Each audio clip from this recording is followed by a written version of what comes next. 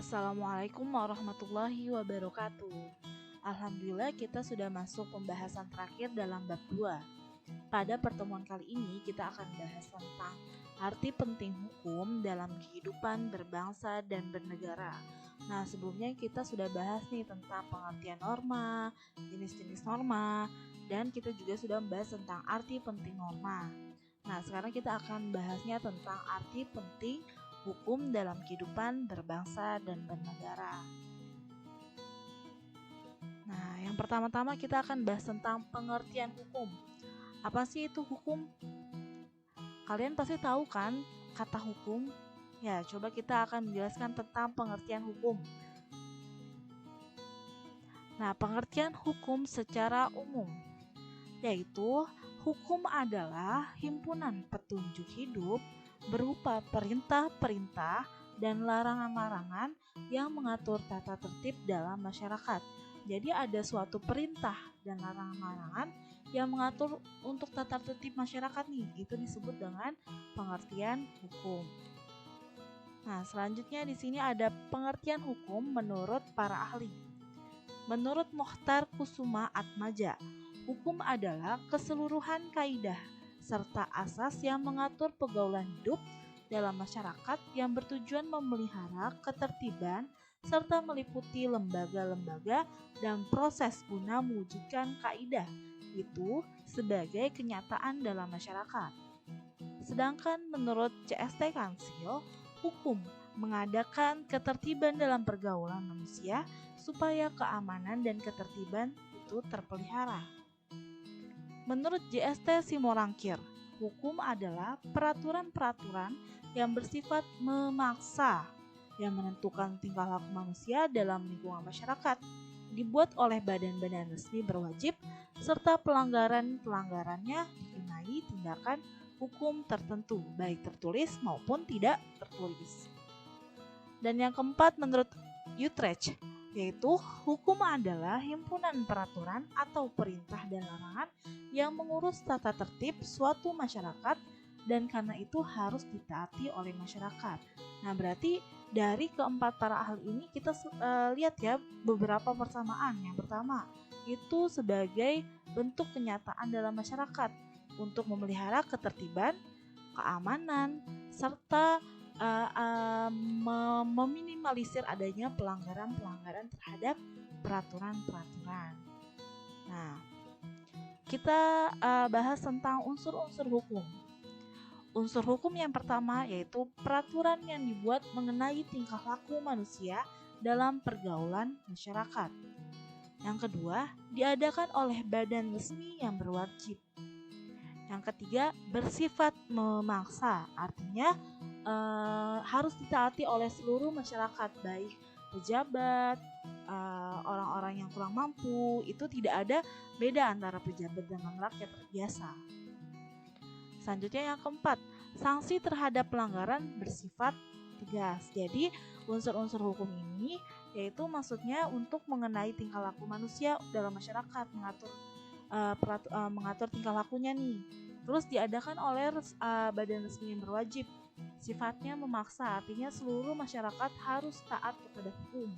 Nah, selanjutnya sanksinya itu juga sifatnya tegas. Kalau misalnya dia salah, ya dia harus ditindak dengan peraturan-peraturan yang telah dibentuk. Selanjutnya, yang kedua kita bahas tentang sistem hukum Indonesia atau kita singkat dengan SHI. Nah, menurut pasal 1 ayat 3 dalam Undang-Undang Dasar Negara Republik Indonesia tahun 1945 adalah negara Indonesia adalah negara hukum. Maksudnya apa sih negara hukum? Nah, negara hukum adalah negara yang mendasarkan bahwa segala sesuatu tindakan berdasarkan pada ketentuan hukum yang berlaku. Jadi, negara hukum itu bahwa suatu tindakan itu harus berdasarkan pada ketentuan hukum yang berlaku. Nah, Indonesia itu termasuk negara hukum. Nah, selanjutnya kita akan bahas sistem hukum dan hukum Indonesia. Sistem hukum apa sih? Sistem hukum adalah suatu cara atau sistem dan susunan yang membentuk keberlakuannya suatu hukum di suatu wilayah tertentu tertentu dan pada waktu tertentu. Jadi suatu negara itu pasti ada sistem hukum. Nah, sistem hukumnya itu berlakunya di suatu wilayah tertentu dan pada waktu tertentu. Maksudnya itu bisa diubah kapanpun sesuai dengan perkembangan zaman.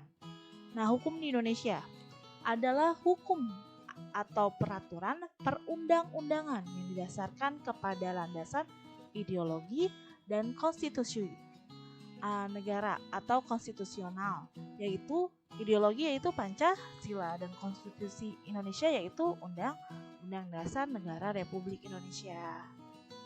Nah, jadi hukum di Indonesia ini yaitu berdasarkan atas landasan ideologi dan konstitusi. Selanjutnya, ciri atau unsur negara hukum. Di sini menurut Avi Gisei. Yang pertama, unsurnya atau cirinya yaitu supremacy of law. Artinya, negara menempatkan hukum pada kedudukan yang tertinggi. Nah, jadi negara hukum itu negara yang kalau supremasi hukum menempatkan hukum pada kedudukan yang tertinggi. Selanjutnya, equality before the law. Artinya, persamaan atau perlakuan yang sama di depan hukum. Nah, itu tidak pandang bulu, maksudnya tidak pandang derajat manusia, walaupun itu pejabat, rakyat biasa, ataupun konglomerat, dan itu harus melakukan perlakuan yang sama atau persamaan yang sama di depan hukum. Selanjutnya, human right. Human right artinya perlindungan atau jaminan terhadap hak asasi manusia yang dicantumkan dalam undang-undang. Jadi ingat ya, kalau supremasi itu negara yang menempatkan hukum pada kedudukan tertinggi.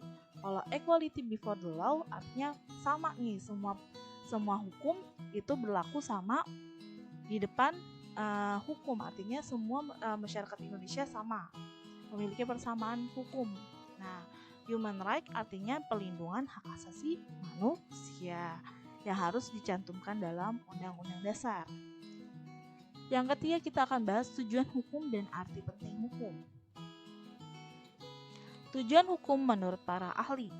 Yang pertama ada Van Apeldoorn, yaitu tujuan hukum adalah untuk mengatur tata tertib masyarakat secara damai dan adil. Menurut Van Kant, tujuan hukum adalah untuk menjaga kepentingan tiap manusia supaya kepentingan itu tidak dapat diganggu. Sedangkan menurut Utrecht, tujuan hukum adalah bertugas menjamin adanya kepastian hukum dalam pergaulan manusia. Dan menurut Mokhtar Kusuma Atmaja, tujuan hukum adalah terpelihara dan terjaminnya keteraturan dan ketertiban. Nah, di sini kita bisa lihat ya tujuan hukumnya. Yang pertama kan artinya mengatur masyarakat itu secara damai dan adil. Kepentingannya itu tidak dapat diganggu, artinya menjaga kepentingan tiap manusia. Terus kepastian hukum dan adanya keteraturan serta ketertiban yang terpelihara. Tujuan dibentuknya hukum kayak gitu ya, agar adanya keselarasan antar masyarakat dan perilakunya. Selanjutnya, ciri-ciri orang yang memiliki kesadaran hukum. Yang pertama, mengetahui tentang hukum atau peraturan-peraturan yang ada. Yang kedua, mengetahui isi dari hukum. Yang ketiga, bersikap dan berperilaku sesuai dengan tuntutan isi hukum tersebut. Jadi, kalian kan sudah belajar nih norma-norma dalam kehidupan bernegara dan bermasyarakat. Nah, kalian itu kan sudah belajar, berarti artinya kalian sudah tahu. Kalau kalian sudah tahu, itu harus bersikap dan perilaku sesuai dengan tuntutan isi hukum tersebut atau norma tersebut. Jadi, kalau misalnya kalian sudah tahu, kalian itu harus melaksanakannya. Jangan sampai kalian tahu tapi kalian tidak mengamalkannya atau kalian tidak melakukannya.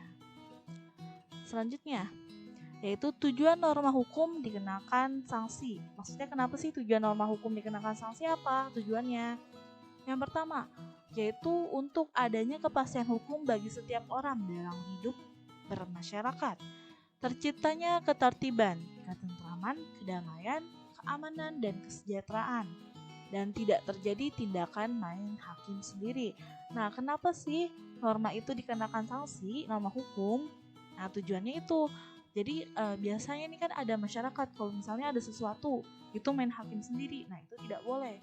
Makanya dikenakan sanksi. Nah, tujuan itu agar semuanya itu tertib dan teratur. Nah, Makanya dengan dibentuknya norma hukum tujuannya untuk adanya tadi ya keselarasan antara masyarakat dan perilakunya. Selanjutnya yang keempat tentang prinsip-prinsip hukum. Prinsip-prinsip hukum di sini hampir sama ya dengan ciri atau unsur-unsur hukum. Yang pertama, supremasi hukum atau kekuasaan tertinggi pada aturan hukum. Maksudnya apa sih? Nah, artinya tidak ada kekuasaan yang lebih tinggi daripada hukum. Tidak ada kekuasaan yang sewenang-wenang dan setiap orang hanya boleh dihukum apabila melanggar hukum. Jadi tidak boleh main hakim sendiri nih. Semuanya itu sudah diatur oleh hukum. Nah, jika bersalah itu harus dilanggar. Jika bersalah itu harus dihukum sesuai dengan peraturan-peraturan yang telah dibentuk. Selanjutnya, kedudukan yang sama dalam menghadapi hukum, baik pejabat maupun rakyat biasa. Nah, itu artinya melakukan perlakuan yang sama, ya kan? Semua rakyat itu mendapatkan perlakuan yang sama di depan hukum.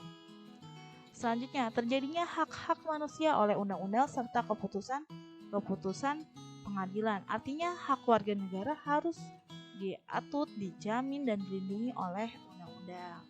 Nah, jadi kalian sudah tahu nih prinsip-prinsip hukum, unsur-unsur hukum. Nah, jika kalau misalnya ada pemerintah yang mungkin belum sesuai dengan ilmu yang kita pelajari, nah itu kalian bisa kritisi. Jadi kalian sudah punya dasarnya, oh harusnya kayak gini nih, harusnya kayak gini ya, itu salah. Nah, itu bisa kalian kritisi kembali. Selanjutnya, sikap sesuai dengan norma dalam kehidupan bermasyarakat. Yang pertama, penerapan norma dalam kehidupan keluarga. Pertama, hormat kepada orang tua. Yang kedua, taat kepada perintah orang tua. Yang kedua, taat kepada perintah orang tua. Yang ketiga, hidup rukun dalam keluarga. Dan yang keempat, bertutur kata yang baik dan sopan. Nah, jadi jangan sangka kalau misalnya norma itu hanya ada dalam kehidupan masyarakat negara aja, tetapi harus ada juga di keluarga. Kita harus patuh kepada orang tua, tidak boleh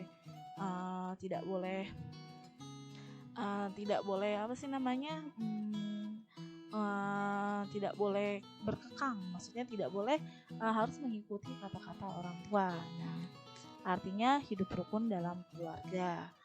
Selanjutnya, penerapan norma dalam kehidupan sekolah. Yang pertama, santun terhadap guru dan karyawan. Nah, jangan sampai kalian sudah mulai berkurang nih hormat kalian kepada guru. Nah, itu juga termasuk norma dalam kehidupan di sekolah. Menaati peraturan sekolah, artinya kalau misalnya sekolah harus memakai seragam, harus menaati peraturan-peraturan sekolah, misalnya datangnya jam berapa, pulangnya jam berapa.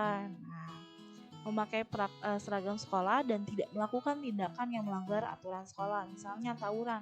Nah, itu termasuk pelanggaran norma yang ada di sekolah. Dan yang terakhir ada penerapan norma dalam kehidupan bermasyarakat. Nah, yang pertama mendukung program keamanan lingkungan, artinya ikut kerja bakti nih. Yang kedua, membayar pajak tepat waktu. Yang ketiga, tidak korupsi, artinya kalau misalnya kalian punya jabatan di masyarakat itu tidak boleh korupsi. Misalnya ada Pak RT, nah Pak RT itu harus menjalankan amanahnya atas dipilihnya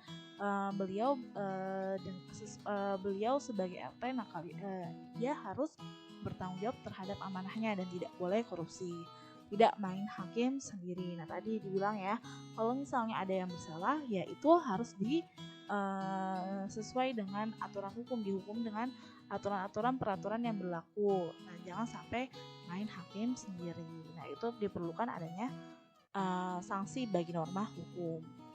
Nah, terima kasih. Apabila ada yang kurang paham, bisa langsung bertanya via WhatsApp ataupun lewat media-media lainnya. Ya, kurang lebihnya mohon maaf. Assalamualaikum warahmatullahi wabarakatuh.